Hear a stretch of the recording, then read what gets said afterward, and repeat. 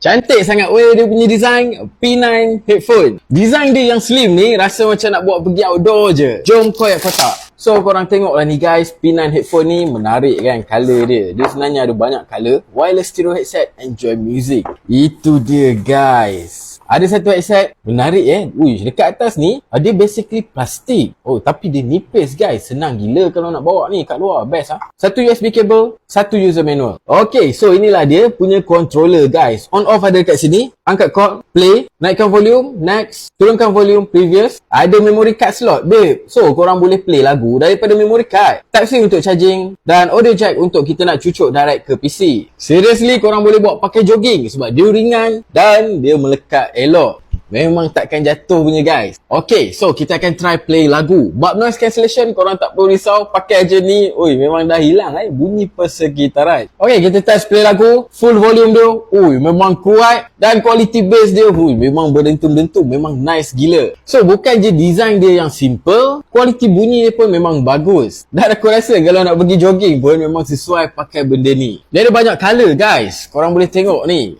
So korang boleh dapatkan je mana-mana colour yang korang suka. Dan bukan tu je, memory card dia boleh masuk sampai 32GB.